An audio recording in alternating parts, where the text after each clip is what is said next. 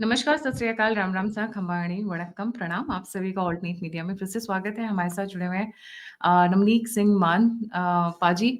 और मुद्दा बहुत इंटरेस्टिंग है। रमनीक भाई बहुत क्लोज नजर रखते हैं जब बात होती है लॉ एंड ऑर्डर, सिक्योरिटी। सभी चैनल्स पे जो उन्होंने अपने पॉइंट ऑफ व्यूज रखे हैं खालिस्तान को लेकर और भी बहुत सारे मुद्दों को लेकर, वो आई ओपनिंग है। दे रिफ्लेक्ट हिज फार साइटेडनेस, दूरदर्शिता जिसको हम बोलते हैं, बहुत क्लियरली नजर आता है। कुछ एक ऐसी घटनाएं हो रही हैं भारत में जो अलग-अलग जगह पर हो रही हैं। कुछ महाराष्ट्र में हो रहा है, कुछ वेस्ट बंगाल में हो रहा है, कुछ जम्मू एंड कश्मीर में हो रहा है, तो कुछ तमिलनाडु में हो रहा है। पर अगर आप उसको एक थोड़ा-सा स्टेप बैक लें और उनके अंदर बहुत ज़्यादा घुसे नहीं और दूर से बैठ के सोचें कि ये ऐसे-ऐसे छोटे-छोटे, छोटे-छोटे इनके बीच में कनेक्शन क्या है? What are these things that are happening across Bharat? थोड़ा-सा आप जब ठंडे दिमाग से रियलाइज़ करते हैं, एनालाइज़ करते हैं, तब आपको एक पैटर्न नज़र आता है और ये पैटर्न भारत के लिए बहुत डेंजरस है। 6 महीने के समय में ये सरकार को गिराने की तैयारी चल रही है अलग-अलग जगह पे, अलग-अलग हिसाब से। ये टाइमलाइन क्यों रखा गया है? क्या इसका यूएस एफटीए के साथ यूएस ट्रेड के साथ भी कुछ लेना-देना है? और ये क्या प्लानिंग चल रही है and how far is Trump involved? जी, ओवर टू यू। सत श्री अकाल, नमस्ते, जय हिंद आपके सभी श्रोताओं को और आपको भी गायत्री जी। देखिए, ये जो आपने आज मुद्दा उठाया है, एक तो ये बहुत रेलेवेंट है, प्रासंगिक है और बहुत महत्वपूर्ण भी है। क्योंकि अगर आप बड़े बारीकी से हाल ही की घटनाओं को देखेंगे, खासतौर पे जैसे आपके पीछे भारत का मैप है, अगर आप अगल बगल देखेंगे भारत के, तो आप पाएंगे अफगानिस्तान, पाकिस्तान, बांग्लादेश, श्रीलंका, मालदीव्स और नेपाल और भूटान। इन सभी देशों में अगर आप भारत के एक तरफ से चलना शुरू करेंगे, दूसरी तरफ आएंगे, तो इन सभी देशों में रिजीम चेंज हो चुका है। इन सभी देशों में, चाहे हम अफगानिस्तान की बात कर लें, पाकिस्तान की बात कर लें, श्रीलंका की, मालदीव्स की, नेपाल की, बांग्लादेश की, बर्मा की, ये हम इन जगह सब जगह हम देख रहे हैं। तो अब जो सारा फोकस है डीप स्टेट का, कह लीजिए, वो भारत की ओर है। और जो सबसे बड़ी समस्या, जो सबसे बड़ा हर्डल इनको आ रहा है, और अगर मैं थोड़ा सा आपको पास्ट में लेके जाऊं, तो पिछली एडमिनिस्ट्रेशन के जाने से पहले जब जो बाइडेन थे, तो उनके जो डेप्टी एनएसए हैं, वो भारत के बहुत फ्रीक्वेंट विजिट्स कर रहे थे और वो निरंतर अलग अलग नेताओं को मिल रहे थे। उनकी स्टालिन से कई मुलाकातें हुई तमिलनाडु में। वो श्रीनगर से लेके तमिलनाडु तक और नॉर्थ ईस्ट के अंदर भी भारत को हर प्रकार से डिस्टेबलाइज करने का एक प्रयास चल रहा है। और कुछ लोगों ने तो बड़े क्लियरली लिख दिया कि वो भारत को एक्स इंडिया के रूप में देखना चाहते हैं, जैसे भूतपूर्व भारत को, ऐसा कि भारत के टुकड़े हो जाएं, बैल्कनाइजेशन ऑफ भारत, ताकि उनको एक मजबूत नेतृत्व वाले, एक मजबूत भारत के साथ ना डील करना पड़े। उनको 27-26 छोटी छोटी अलग अलग स्टेट्स के साथ, अलग अलग देशों के साथ डील करना पड़े, जिनको वो फिर अपने हिसाब से कंट्रोल करें। तो ये एक ऐसी मंशा के साथ भारत की तरफ जो है वो निगाह लगाए बैठे हैं। और मैं समझता हूं कि इसके बीच में जो उनके ग्रैंड प्लान के लीजिए, उसके बीच में जो चीज उनके आड़े आ रही है, वो दो तीन चीजें बड़ी महत्वपूर्ण है। पहला, कि भारत के अंदर जो नागरिक हैं भारत के, उनका एक फेथ कह लीजिए, ट्रस्ट कह लीजिए अपनी लीडरशिप के प्रति। दूसरा, लीडरशिप जो है भारत का, जो नेतृत्व है, जिसमें प्रधानमंत्री मोदी हो गए, कलेक्टिव लीडरशिप की बात करेंगे, अमित शाह जी हो गए, या तमाम कैबिनेट हो गया, जिसके अंदर इंटरनल सिचुएशन को, एक्सटर्नल सिचुएशन को, भारत के आर्थिक हालातों को, भारत के विभिन्न स्टेट्स के अंदर किस प्रकार से समन्वय बनाना चाहिए और किस तरीके से आंतरिक स्थिति को बिना ब्लो आउट करे, बिना एक बहुत बड़ा तमाशा खड़ा किए दुनिया में, उसको कंट्रोल में रखना और उसको मैनेज करना। मैं समझता हूं कि वो गृह मंत्री की बात कर लीजिए, आप विदेश मंत्री की बात कर लीजिए, रक्षा मंत्री की बात कर लीजिए, प्रधानमंत्री की बात कर लीजिए, या तमाम वो लोग जो भारत को चलाने के अंदर सहयोगी हैं, जिसके अंदर ना केवल मंत्री बल्कि जो हमारे अधिकारी भी हैं, उनकी भी जो एक दूरदर्शिता है, वो इससे बड़े स्पष्टता से नजर आती है, दिखती है। अब आपने कहा कि ये जो 6 महीने का टाइम लाइन है, देखिए, जब आप नेशन स्टेट्स के अंदर तब्दीली लाने की बात कर रहे होते हैं, तो ये एक बहुत पेशेंट गेम होती है। रिजीम चेंज इतनी जल्दी नहीं होते, उनके पीछे प्लानिंग, प्लॉटिंग होती है, उसके पीछे एक बड़ा जिसे कहते हैं कि एक तार्किक तरीके से उसको काम किया जाता है। परंतु यहाँ पे जो बाहर की ताकतें हैं, they are racing against time. वो जब भारत की हम बात करेंगे तो वो उनके पास समय की कमी है, क्योंकि भारत इतनी गति से, इतनी कुशलता से आगे बढ़ रहा है कि अगर वो ये मौका गवा दिया उन्होंने, जैसा कि मैंने आपसे कहा था कि ये जो हमारा अभी हाल ही में कंडक्टेड 2024 का इलेक्शन हुआ लोकसभा का, वो लोकसभा का इलेक्शन वो लास्ट प्रयास था डीप स्टेट का, मुस्लिम ब्रदरहुड का, आईएसआई का, तुर्की का, चीन का, अमेरिका का, इन सभी भारत के दुश्मनों का, कि हम किसी तरीके से इनकी सरकार ना बनने दे। इसलिए वो 99 जो 99 सीटों के ऊपर जश्न आपने देखा, वो इसलिए देखा क्योंकि उनका प्रयास ये था कि किसी तरीके से प्रधानमंत्री मोदी को अल्पमत में लाया जाए और उनकी सरकार ना बने। पर हैरत की बात यह है कि 282 303 की बनिस्बत 240 की ये सरकार ज्यादा मजबूत और ज्यादा जिसे कहते हैं कि डिसाइसिव नजर आ रही है।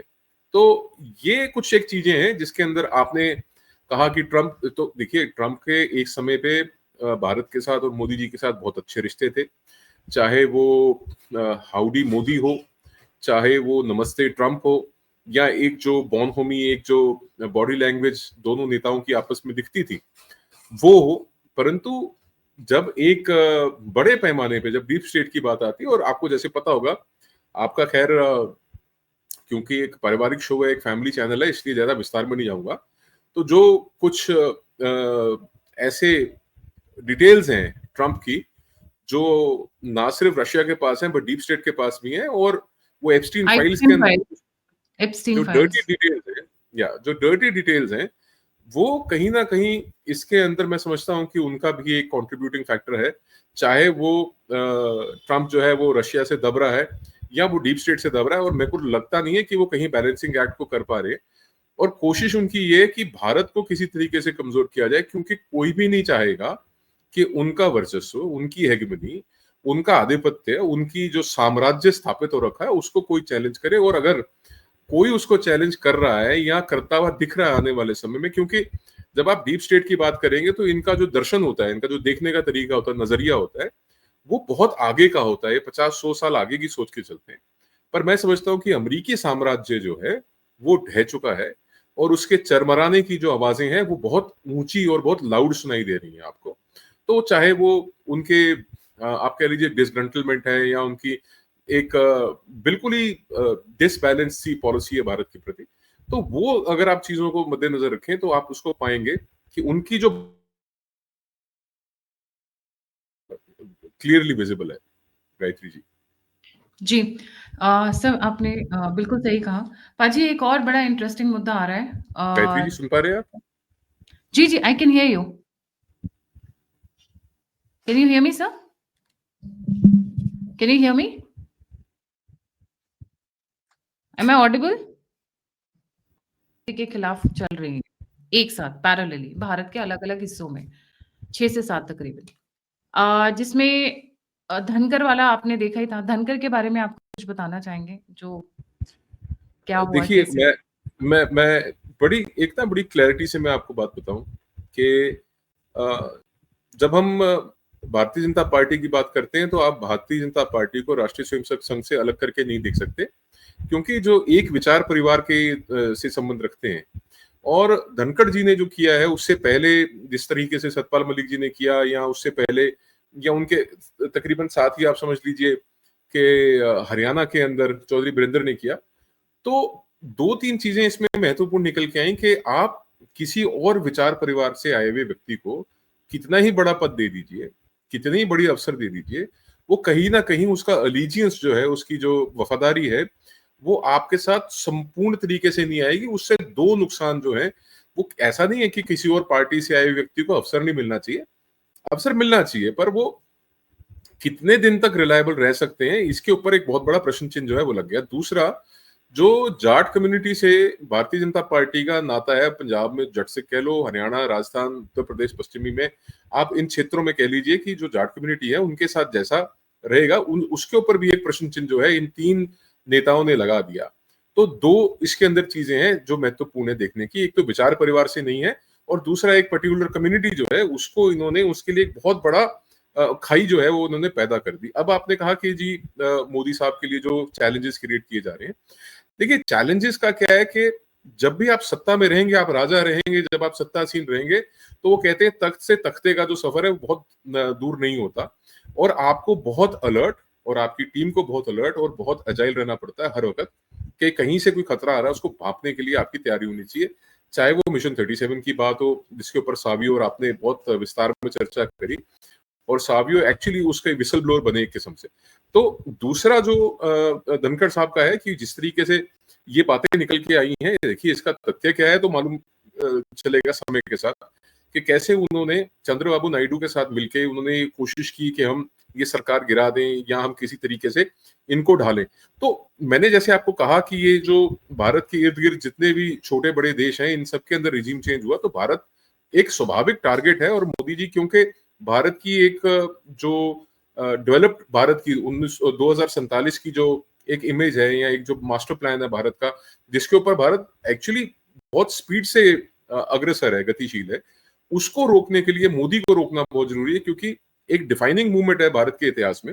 जिस तरीके से जिस प्रकार भारत आज तरक्की कर रहा है मोदी जी के नेतृत्व में, इस सरकार के नेतृत्व में, तो नेचुरली चाहे वो पंजाब के अंदर हो, चाहे वो जम्मू कश्मीर में हो, चाहे वो तमिलनाडु में हो, चाहे वो नॉर्थ ईस्ट में हो या बंगाल में हो, तो हर तरफ से एक कोशिश की जाएगी कि किसी तरीके से ऐसे इवेंट्स क्रिएट किए जाएं, किसी तरीके से ऐसी परिस्थितियां क्रिएट की जाएं जहां पे केंद्र की सरकार कमजोर नजर आए, बल्कि उसका विपरीत हो रहा है। खासतौर पे ट्रंप साहब के जो आप सारा प्रकरण देख रहे हैं उसमें टैको बोलते हैं, ट्रंप ऑलवेज टेकन्स आउट, और वो लग रहा है, दिख रहा है कि आने वाले समय में शायद ट्रंप को यू टर्न लेना पड़े, और उससे ज्यादा मजबूती और प्रबल इच्छा शक्ति किसी भी भारत के नेतृत्व के अंदर, नेता के अंदर, प्रधानमंत्री के अंदर आज से पहले नजर नहीं आई।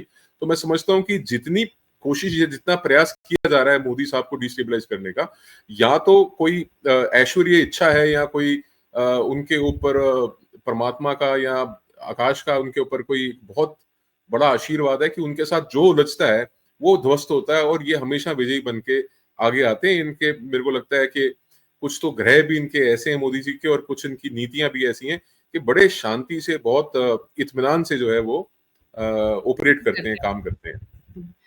पाजी, एक तो बात की हमने धनखड़ जी की, दूसरी हमने बात की ऑपरेशन 37, जिसमें बीजेपी के 37 एमपीज को तोड़ने का प्रकरण चल रहा है। कोशिश यही है और सीआईए उसको कोऑर्डिनेट एंड हैंडल कर रहा है। एक बड़ी इंटरेस्टिंग न्यूज आई है, फ्लड्स की वजह से पंजाब की साइड से अचानक से अरविंद केजरीवाल एक्टिव हो गए हैं, एंड वो जैसे देखिए एक्टिव हुए हैं पंजाब में, इस वक्त जो डिफरेंट टाइप्स की न्यूज आ रही है, they are again in the same line. जी देखिए ऐसा है कि मैं आपको ना बड़ी क्लियरली बताता हूँ कि जब प्रधानमंत्री मोदी जी कहते हैं कि साहब हम ऐसी जब परिस्थितियां उत्पन्न होती हैं, मैं अभी क्लैमिटी की बात नहीं कर रहा, मैं ये जो नेचुरल क्लैमिटी है, ये जो जिस तरीके से मौसम के चक्कर में, बारिश के चक्कर में यहाँ पे बाढ़ का आलम छाया हुआ है, पर वैसे भी आपदा में अवसर की बात जो मोदी जी करते हैं, मेरे को लगता है कि जो रेडिकल्स हैं या जो यहाँ पे मिशनरीज हैं, उन्होंने भी एक चीज जो है वो सीखी है कि आपदा में किस तरीके से अवसर को खोजा जाए।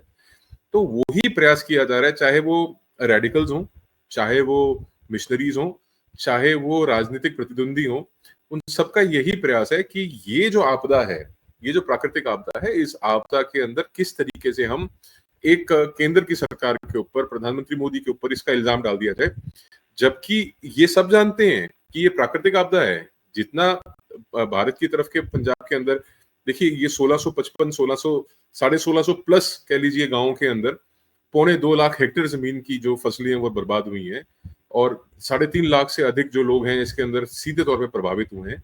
तो ये it is a huge calamity, और मैं समझता हूँ कि 1980 के दशक के बाद जो सबसे बड़ा डिजास्टर आया है पंजाब, जिसको फेस कर रहा है नेचुरल कैलेमिटी के नाते से, वो 2025 का ये कैलेमिटी है। परंतु ये प्रस्तुत करने का प्रयास करना कि साहब केंद्र की सरकार कुछ नहीं कर रही, जबकि सच्चाई ये है कि जो बॉर्डर के साथ लगते इलाके हैं उनके अंदर एनडीआरएफ की बोट्स हैं, वो रिलीफ का काम कर रहे हैं। एनडीआरएफ डायरेक्टली केंद्रीय गृह मंत्रालय के अधीन आती है, वो केंद्र सरकार के अंदर आती है। एसडीआरएफ के पास इतने रिसोर्सेज नहीं है जितने रिसोर्सेज एनडीआरएफ ने पंजाब के अंदर पंप कर रखे हैं। ये बातें देखिए, तथ्यों को सामने लाना, ये काम भाजपा का, ये मेरा आपका काम नहीं है गायत्री, कि किस तरीके से केंद्र की सरकार या केंद्र के जो स्पोक्स पर्सन है वो इन फैक्ट्स एंड फिगर्स को सामने रखें कि कैसे प्रधानमंत्री मोदी ने अगर अफगानिस्तान के अंदर रिलीफ मटेरियल सप्लाई किया है तो उन्होंने पंजाब के मुख्यमंत्री भगवंत सिंह मान से भी बात की है, और जो फर्स्ट रिस्पॉन्डर है वो स्टेट इटसेल्फ है, बट भारत का हिस्सा है पंजाब। और इसके अंदर कोई संदेह नहीं होना चाहिए कि एनडीआरएफ ऑलरेडी जमीन पे काम कर रही है। फर्स्ट रिस्पॉन्डर तो एनडीआरएफ ही बन के आ गया है ये। और जिस किस्म के रिसोर्सेज इस वक्त केंद्र सरकार ने या एनडीआरएफ ने पंजाब के अंदर झोंके में, मतलब वो अनइमेजिनेबल मैग्नीट्यूड के हैं। पर आप ये देखिए कि जितना बड़ा क्षेत्रफल है, 1.25 लाख हेक्टेयर जमीन के ऊपर जो है इसकी फसल जो है प्रभावित हुई है, तो it is a huge area. और फिर भी मैं कहूंगा कि जो इनडोमिनेबल स्पिरिट है पंजाब की, जो एक जज्बा है पंजाब का, Punjab will recover from this. But आपको मैं बताऊं, आईना दिखाने का समय है, आईना दिखाना भी पड़ेगा इस बार, खासतौर पे ये जो खालिस्तानी रेडिकल्स हैं इनको, दूसरे नंबर पे आपके ये जो मिशनरीज। जितने मिशनरीज हैं इनको, और तीसरे नंबर पे ये जो राजनीतिक जो गिद्ध हैं, जैसे हमने डिस्कस किया, आपको याद होगा कि ये हमेशा मतलब मौत के ऊपर या कैलामिटी के ऊपर या नुकसान के ऊपर या इंसानी नुकसान के ऊपर ये लोग राजनीति करते हैं। तो मैं समझता हूँ कि सबसे पहला काम ये है कि राजनीति से ऊपर उठ के, और सबसे पहला काम है जो केंद्र सरकार आज कर भी रही है, कि वहां पे जो फ्लड इफेक्टेड एरियाज हैं, जो फ्लड इफेक्टेड लोग हैं, उनको रिलीफ दिया जाए, और पंजाब को इमीडिएटली आफ्टर एक बड़ा रिलीफ पैकेज मिले।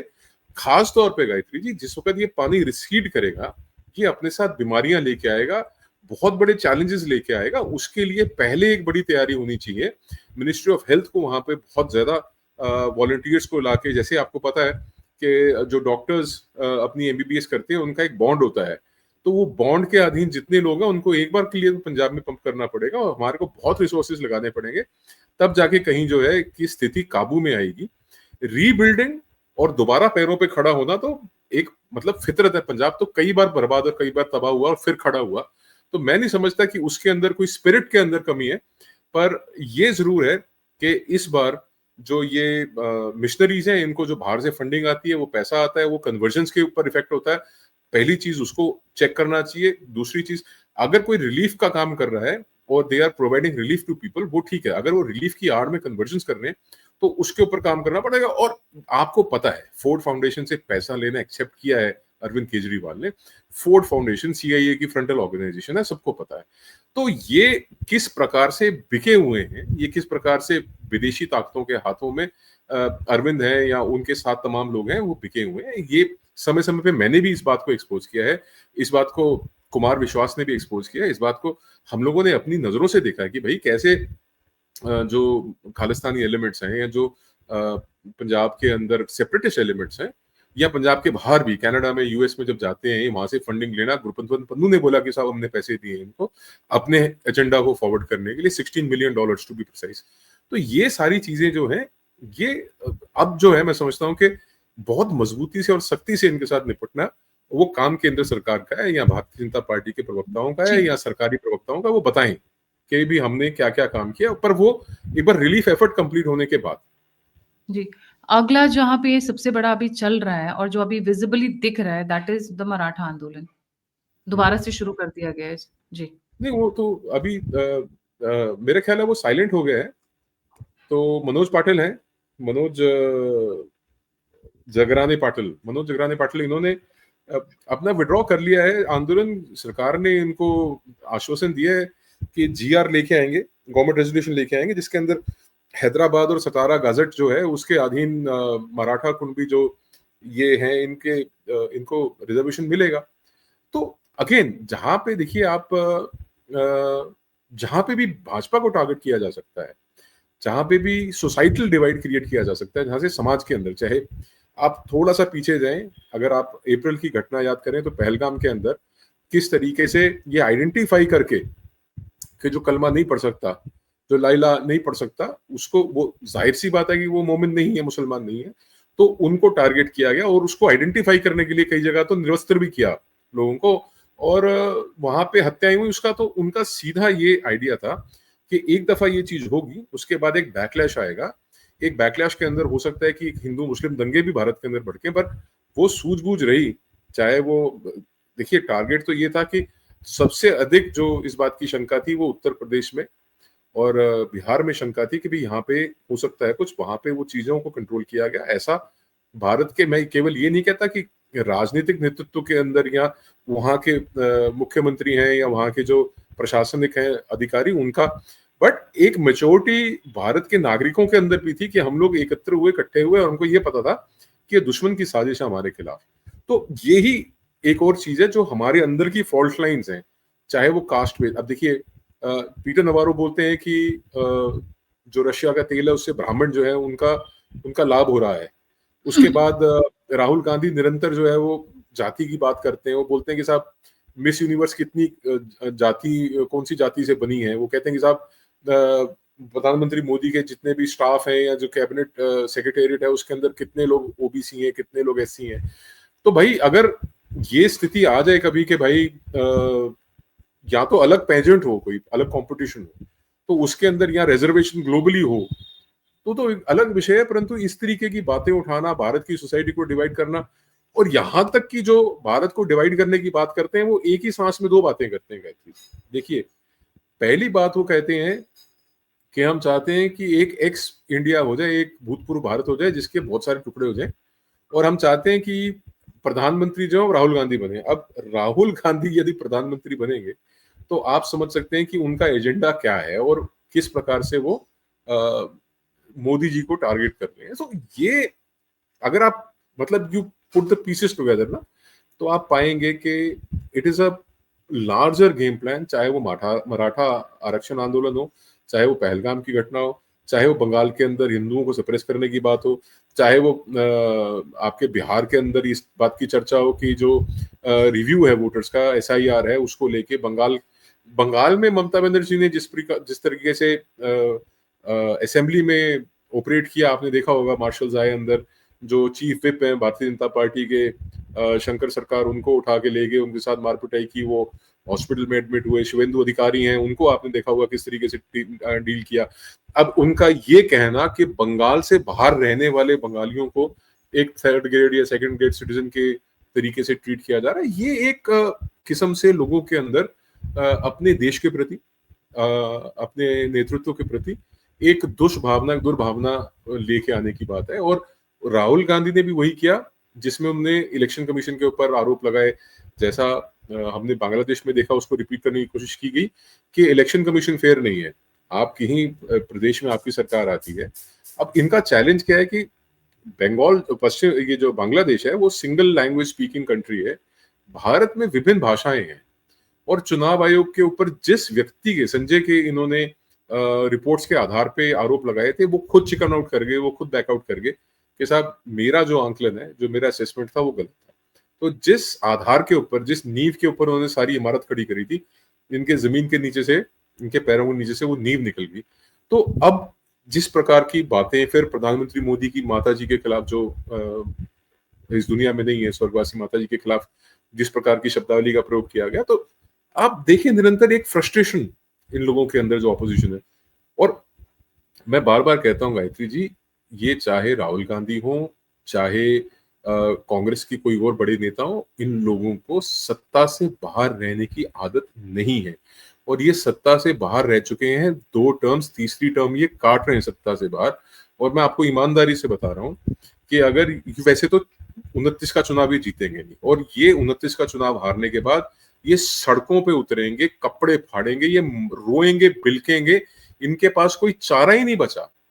ये उस हालात पे आ चुके हैं गायत्री जी कि दे आर, पहले तो ये कॉम्पिटेंट थे नहीं, इनके सामने कोई मजबूत विपक्ष था नहीं, तो ये इतने साल चल गए। अब इनके सामने एक मजबूत विपक्ष खड़ा है, अब तो ये विपक्ष बन के आ गए हैं। अब इनको मजबूती अपनी लोगों के बीच में आके पॉपुलैरिटी गेन करनी पड़ेगी, जो ये कर नहीं पा रहे। खास तौर पे उसका एक बहुत बड़ा रीजन है, जहां से हमने बात को शुरू किया था, कि राष्ट्रीय स्वयंसेवक संघ और भारतीय जनता पार्टी को, दोनों को अलग करके नहीं देखा जा सकता। विश्व का सबसे बड़ा एनजीओ कह लीजिए, नॉन गवर्नमेंटल ऑर्गेनाइजेशन है जो, वो राष्ट्रीय स्वयंसेवक संघ है, और विश्व की सबसे बड़ी जो राजनीतिक संगठन है वो भारतीय जनता पार्टी है। तो इन दोनों का जो कॉम्बिनेशन है, उसको कांग्रेस पार्टी नहीं कंपीट कर पा रही और ना कर पाएगी। खासतौर पे इन्होंने ग्रैंड अलायंसेस करके देख लिए, इन्होंने महागठबंधन करके देख लिए, इन्होंने हर एक ट्रिक जो है पुस्तक में वो ऑपरेट करके देख ली। और गायत्री जी, इनके साथ पीछे सीआईए है, इनके पीछे मुस्लिम ब्रदरहुड है, इनके पीछे सीआईए आईएसआई का सपोर्ट है, इनके पीछे तुर्कियों का सपोर्ट है, इनके पीछे सीसीपी के साथ इनका एक एग्रीमेंट है कांग्रेस पार्टी का। बावजूद इतनी ताकत झोंकने के ये 99 सीटें लेके आए जब भारतीय जनता पार्टी अपनी सबसे कमजोर स्थिति में नजर आई। उसके बाद जो एक रिजॉल्व आपने देखा वो इतनी मजबूती से आगे आया। तो मैं नहीं समझता कि ये 6 महीने में या 37 एमपीओ को या अलग अलग स्टेटों में आरक्षण का आंदोलन करके या सोसाइटी के अंदर जो हमारी फॉल्ट लाइंस हैं उनको एक्सप्लॉइट करके किसी तरीके से आगे बढ़ पाएंगे। गायत्री जी, इनका एक बहुत बड़ा सपना है जो मैं स्क्रीन पर शेयर कर रही हूँ पाजी, और इसी सपने के साथ ये जी रहे हैं, चाहे वो यूएस हो या फिर वो चाइना हो। को चाइना भी कोई बहुत बड़ा दोस्त नहीं है हमारा। वो इस रियलिटी इसको देखना चाहते हैं, इस मैप को अपने जीते जीते। Oh sorry, just a minute, I think I put a wrong picture, let me remove that. वो इस रियलिटी को देखने के लिए तत्पर है, this map of India, that is what they want नहीं टू डू। ये पहले ना मैं आपको 2-3 बातें एक्सप्लेन करता हूँ। सबसे पहले जो खालिस्तान का इन्होंने नक्शा बना रखा है, इसमें सारा राजस्थान ले रखा है। खालिस्तान तो बिहार तक पहुंच गए पाजी। मतलब कुछ लॉजिक भी होता है, कुछ भी, मतलब ऐसे जैसे अंग्रेजों ने वो स्केल लिया और अफ्रीका को डिवाइड किया पूरा। अगर आप अफ्रीका का मैप देखें, हाँ दे टुक अ हाँ, रूलर स्ट्रेट लाइन, स्केल हाँ एंड स्ट्रेट लाइन, डिवाइडेड, या सिमिलरली स्ट्रेट लाइन। इनका मन किया, पेन पेन लिया, अच्छा ये हमारा, वो तुम्हारा, मतलब क्या मजाक समझ रखा है, लिटरली देखिए, मजाक समझ रखा है। मैं पहली बात तो ये देखो, बिल्ली के खाब में छींचड़े। और चाहे कितने ही ध्रुत हो, सपने देखने का अधिकार इनको है और उनको ध्वस्त करना हमारा काम है। हम पिछले 70-75 सालों से निरंतर इनको ध्वस्त करते आ रहे हैं।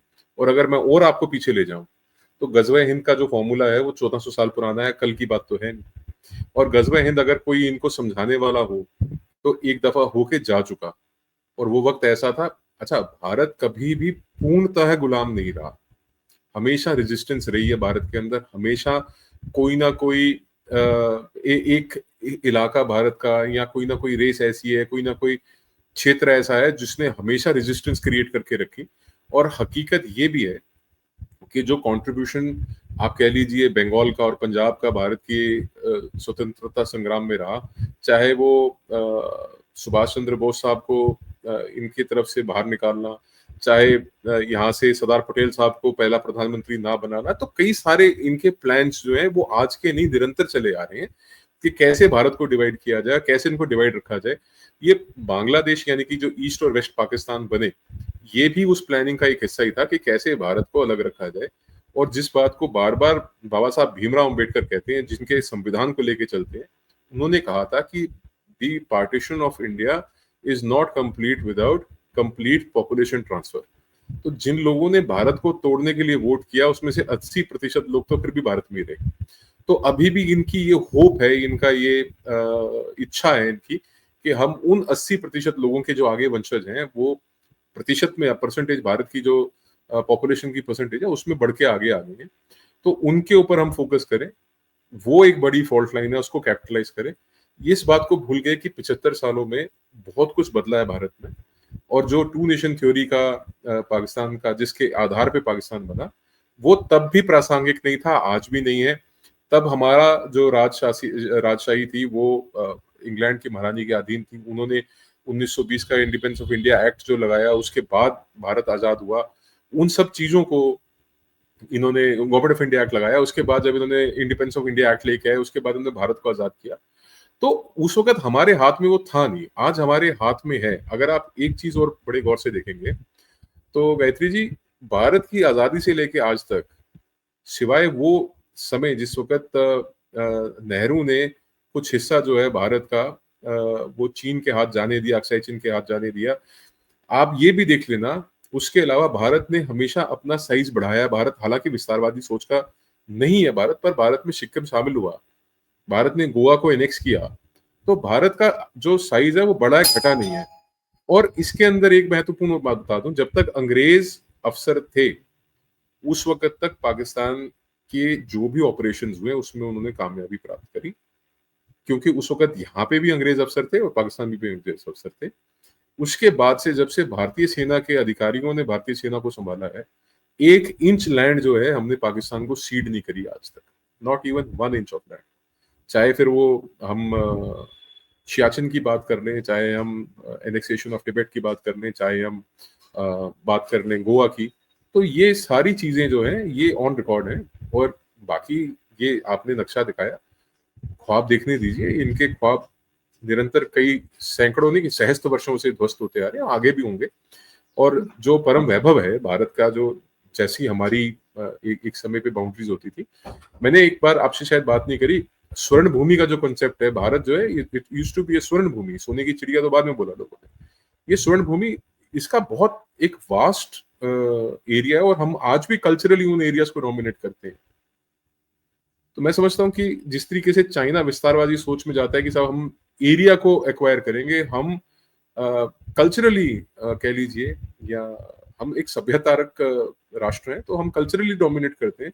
चाहे आप लाओस देख लीजिए, तिब्बत देख लीजिए, थाईलैंड देख लीजिए, कंबोडिया देख लीजिए, नीचे आप इंडोनेशिया में चले जाइए, वहां पे हम लोग सब इलाकों को हम कल्चरली डोमिनेट करते हैं आज भी।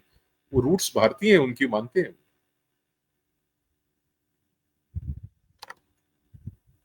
पाजी ये 6 के 6 जो जिन ऑपरेशंस की हमने बात की, चाहे वो मराठा, ऑपरेशन 37, धनकर, पंजाब में अब जो चालू हो गया है वो, इलेक्शन कमीशन के ऊपर और पहलगाम, कहीं न कहीं सबके तार या फिर बीजेपी की कई मिनिस्टर्स को अब टेंट करना जो शुरू किया गया है, कहीं न कहीं सबके तार सीआईए की तरफ ही क्यों जा रहे हैं? आपको लगता है ये कहीं न कहीं they are all coordinated by them? नहीं, इसमें तो कोई संदेह होना ही नहीं चाहिए ना साहब। देखिए, मैंने आपसे पहले कहा कि जिस प्रकार से भारत एक विश्वसनीय विश्व शक्ति के रूप में उभर के आ रहा है, एक रिलायबल ग्लोबल सुपर पावर, जिसमें भारत का नेतृत्व भी, भारत की कंसिस्टेंट पॉलिसीज भी, और भारत की एक सिस्टमैटिक एंड कंसिस्टेंट ग्रोथ भी, वो वेस्टर्न हेजिमनी को चैलेंज करती है। और मैंने आपसे कहा था कि जिस तरीके से हम लोग पीछे भी देखें, अगर हम इतिहास में भी जाएं, तो और अगर आने वाले समय में भी देखें, तो जो डीप स्टेट है, उनका विजन सिर्फ आज कल या परसों के लिए नहीं होता, उनका विजन अगले 50 साल 100 साल के लिए होता है। और उसके मद्देनजर उसको अपने दर्शन में रखते हुए उनका प्रयास ये है कि दुनिया में कहाँ कहाँ क्या क्या चैलेंजेस उनके लिए, उनकी हेगेमनी के लिए, उनके वर्चस्व के लिए आ सकते हैं, तो उन चैलेंजेस को काउंटर करने के लिए हमेशा एक काउंटर बैलेंस ये क्रिएट करके रखते हैं। आपको ध्यान में होगा कि लीबिया के तत्कालीन जो डिक्टेटर थे, मोहम्मद गद्दाफी, उन्होंने एक कॉमन अफ्रीकन करेंसी की बात की थी। उन्होंने एक अफ्रीकन डॉलर कह लीजिए, एक किस्म से उन्होंने अपने अफ्रीकन कहा था। कॉमन, और हाँ, जैसे जैसे यूरो था एक टाइम पे, वैसे ही कुछ एक एक एक अफ्रीकन करेंसी की, सिंगल अफ्रीकन करेंसी की बात की थी, जिसमें उन्होंने कहा था कि हम अब अफ्रीकन करेंसी के अंदर ट्रेड करेंगे। और लीबिया के पास उस समय सबसे बड़ा गोल्ड का जो रिजर्व है वो लीबिया के पास हुआ करता था। दूसरा बड़ा गोल्ड रिजर्व है वो इराक के पास था, सद्दाम हुसैन के पास। तो ये जितने भी आप वहां पे ऑपरेशंस देखेंगे, चाहे वो WMDs की झूठी बात करी कि वेपन्स ऑफ मास डिस्ट्रक्शन है, जिनके पास उन्होंने केमिकल वेपन्स बना रखे हैं, या अब ईरान के ऊपर उंगली उठाई जा रही है कि साहब इन्होंने न्यूक्लियर वेपन तैयार कर रखे हैं। तो ये जो जितनी भी बातें आप सुनते हैं, या जितने भी आप ये तर्क सुनते हैं, ये सारे कुतर्क हैं। तो भारत के साथ भी जो ये रशियन ऑयल हम खरीद रहे हैं, या भारत जो है वो मोदीज वॉर कह दिया यूक्रेन वॉर को, ये सारे कुतर्क हैं। और ये कुतर्कों को प्रस्तुत करना कोई नई बात नहीं है CIA के लिए। ये इनकी पुरानी एक जो प्लेबुक कह लीजिए ना, इनका जो काम करने का, ऑपरेट करने का तरीका, उसका हिस्सा है। केवल इतना अंतर है कि इस बार इनकी कोई भी प्लेबुक, जो पुराने इनके जिस तरीके से इन्होंने रिजीम चेंज किए हैं, So वो how काम is नहीं Modi करते। ji able to dodge all of them? मतलब यहाँ से एक आ रही है, वहां से एक आ रही है, वहां से एक आ रही है. How is he even managing? उस पे थोड़ी सी लाइट डालिए प्लीज. देखिए मतलब क्या है इतने कि सारे वेस्ट बंगाल से उधर ममता चालू है, तेजस्वी यादव और उनकी पत्नी क्रिश्चियन है, जिनके बारे में पहले भी मैंने कई शोज में मेंशन किया है, वो उधर से चालू है. अगर आप नॉर्थ ईस्ट जाएं तो उधर क्रिश्चियन मिशनरीज का काम चालू है, एंड चाइना, म्यांमार, सब यूएस तीनों बैठे हुए हैं वहां पे, दोनों लगे हुए हैं. नॉर्थ में जाइए तो पाकिस्तान और चाइना और यूएस भी उधर ट्राई कर रहा है. They also want a part of Khyber Pakhtunkhwa. अब इधर मराठा आंदोलन शुरू हो गया है. साउथ में जाइए तो स्टालिन भाई साहब का, मतलब Stalin is meeting directly the CIA people. What more do you need, what more evidence do you need? तो इतनी सारी बुलेट्स, हाउ इज इट, मतलब इतने सारे attacks, how is even able to dodge? And इसमें आप all of Gaurav Gogoi, by common Gaurav Gogoi को भूल गए। लाइक गौरव गोगोई को भूल गए आप। गौरव गोगोई, हाँ बताइए। वो तो उनकी पत्नी तो पाकिस्तानी। मतलब हमारा देश एक विचित्र देश है कई मामलों में। Anything and everything can happen under the sun in the Indian mainland. ये भारत में ही मुमकिन है। जी। देखिए, इसमें ना 2-3 बड़ी महत्वपूर्ण बातें हैं कि पहली चीज़ तो ये है कि शुतुरमुर्ग की तरह रेत के अंदर सिर नहीं दे रखा the government of India. The leadership जो भारत का नेतृत्व है वो भी बहुत अलर्ट है, और जो हमारी एक्सटर्नल एजेंसी है, सिक्योरिटी एजेंसी है, ये उनका बहुत एक विजनरी काम है, जिसके अंदर हमने ना सिर्फ अपने आप को प्रोटेक्ट करने के लिए, अपने इंटरेस्ट को प्रोटेक्ट करने के लिए एक बहुत गहरी हमने रिलेशनशिप्स जो है वो अलग अलग एजेंसीज के साथ इस्टेब्लिश करी हैं। हमारा जो एसेट का नेटवर्क है वो बहुत डीप है। पीपल विल नॉट रियलाइज कि हम अभी लोग मतलब हंस के कह देते हैं कि साहब पाकिस्तान में एंटी इंडिया ये व्यक्ति था, उसका असैसिनेशन हो गया, उसका किडनैप हो गया। ये an object at rest will remain at rest unless an external force is exerted upon it.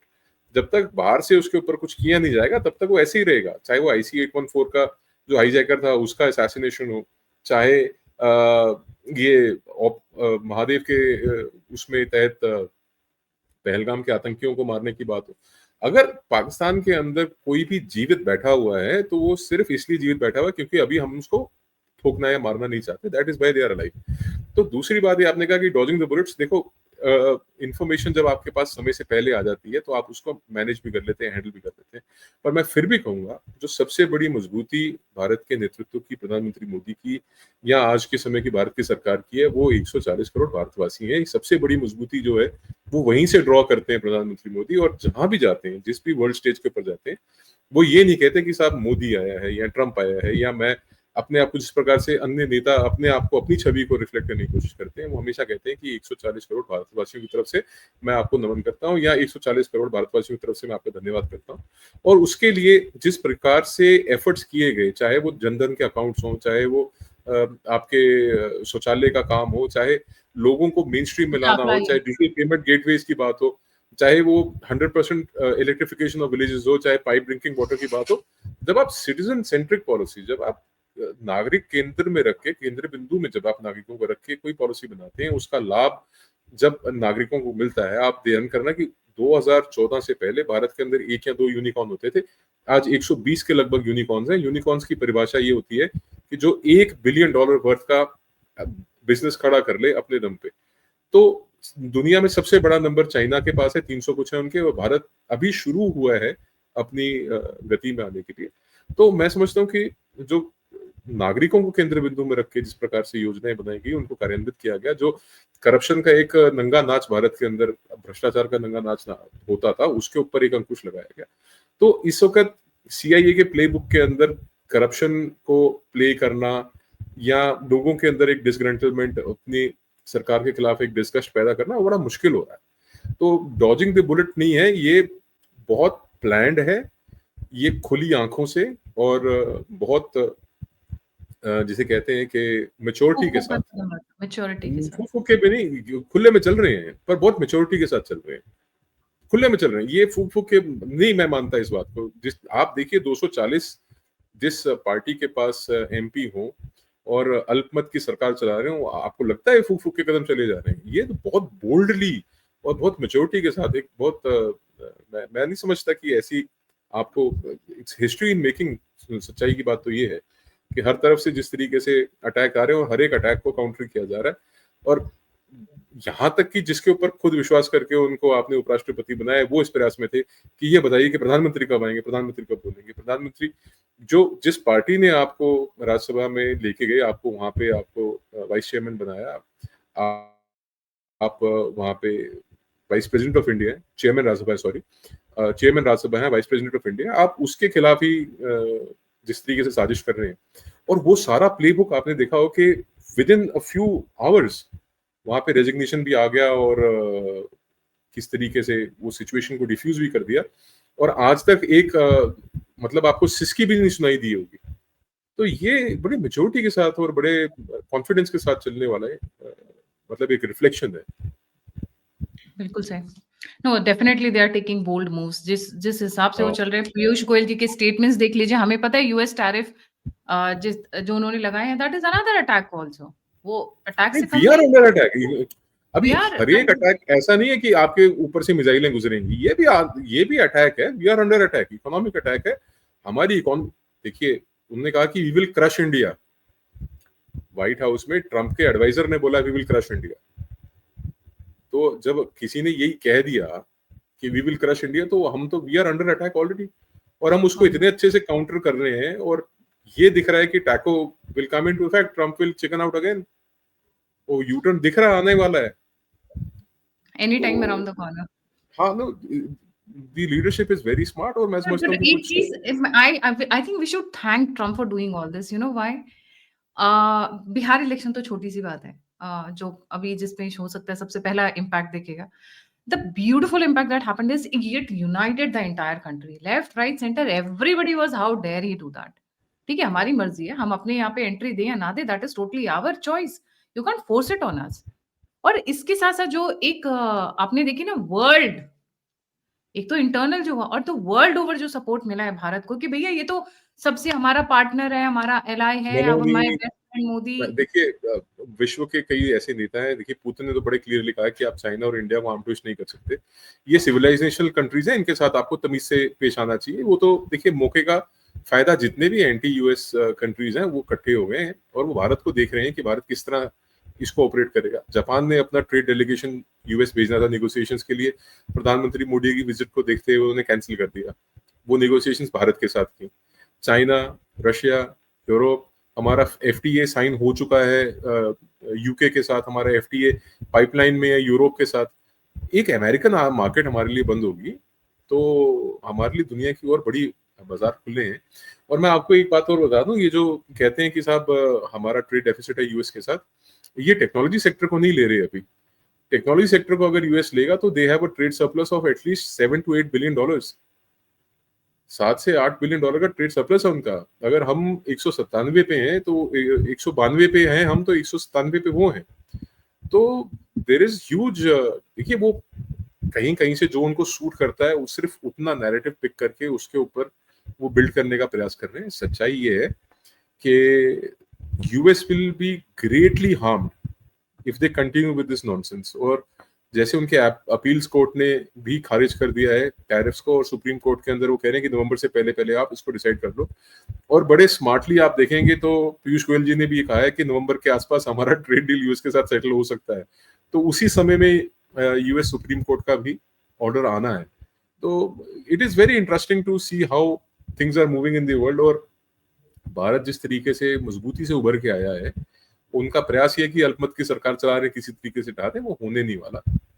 और अगर आज भी अगर आप इलेक्शन करवा लें तो भारतीय जनता पार्टी पूरा % बहुमत से सत्ता में आ जाए, इसमें मेरे को कोई संदेह नहीं। जी। भारत हमेशा अटैक में रहा है, सदियों से रहा है, चाहे वो ब्रिटिश रहे हो, ब्रिटिश से पहले मुगल्स रहे हो। इनफैक्ट अगर मैं बोलूँ, ये जो फाइव आईज हैं, ये हमारे पैसों पे एंजॉय कर रही हैं, and they want a second round of neo colonialism. इसीलिए उनको मोदी खटक रहे हैं, क्योंकि फिर से गुलाम बनाना है, फिर से नौकरी करवानी है, फिर से हमें भूखा रखना है। ग्रेट बंगाल फेमिन्स की फोटोग्राफ जरूर देखिएगा, कंकाल नजर आते थे, ये उसी को वापस लाना चाहते हैं।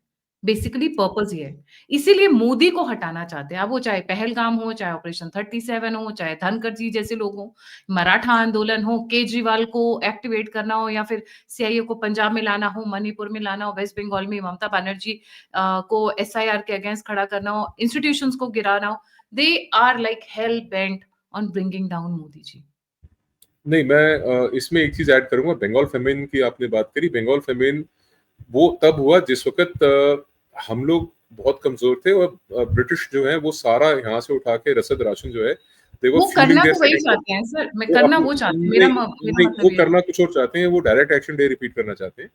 डायरेक्ट एक्शन डे अगर आप उसको आप ध्यान से पढ़ेंगे तो आप चाहे मोपला वायलेंस की बात कर लीजिए, डायरेक्ट एक्शन डे की बात कर लीजिए, जिस तरीके से बंगाल में, बिहार में, केरल में, भारत के अन्य हिस्सों में हिंदू मुस्लिम दंगे हुए जिसमें लाशों के ढेर जो है सड़कों पे कई दिन तक पड़े रहे, वो वैसा कुछ रिपीट करना चाहते हैं। क्योंकि इंसानी जान की इनके लिए अहमियत कीमत नहीं है, इनके लिए केवल इनका अपना मुनाफा, इनका अपना जो हित है उसको सर्वोपरि रख के काम करते हैं। तीसरा और महत्वपूर्ण बिंदु आपने जो बात करी कि न्यू कॉलोनिज्म, अफ्रीका जो है वो धीरे धीरे यूरोप के हाथों से निकलता जा रहा है। चाहे बुर्किना फासो की बात करें जहाँ से फ्रेंच ट्रूप्स को बाहर निकाल दिया गया है, चाहे आप अन्य देशों में देखें जहाँ पे चाइनीज इन्वेस्टमेंट जो है, नियो कॉलोनिज्म इस वक्त जो है ना कि it will be different kind of dominance. अब इकोनॉमिक डोमिनेंस का टाइम है और उसमें चाइना बहुत तेजी से अमेरिका को और यूरोप की जो हेगेमनी है, जो उनका वर्चस्व, उसको चैलेंज कर रहा है। और भारत भी धीरे धीरे उनको नजर आ रहा है कि ये बहुत स्पीड से, बहुत तेजी से आगे बढ़ रहा है। तो वो चाइना को काउंटर नहीं कर पा रहे, इसलिए उनका प्रयास है कि भारत को काउंटर करें। उनको दिखता है कि फॉल्ट लाइन्स है, और पिछले 100 वर्षों में उन्होंने भारत के ऊपर बहुत काम किया है, चाहे वो अंग्रेजों के समय में गुलामी का वक्त हो 1920 से बाद का, चाहे उसके अंदर कई सारी चीजें हैं, वो फिर कभी बैठ के डिस्कस कर लेंगे, चाहे वो रिलीजियस डिवाइड्स को क्रिएट करने का हो, कास्ट डिविजन्स को क्रिएट करने का हो, चाहे वो ट्रैवनकोर की रियासत में सबसे पहली बार कास्ट के बेसिस के ऊपर रिजर्वेशंस देने की बात हो। ये बहुत लंबे समय से चली आ रही हैं चीजें।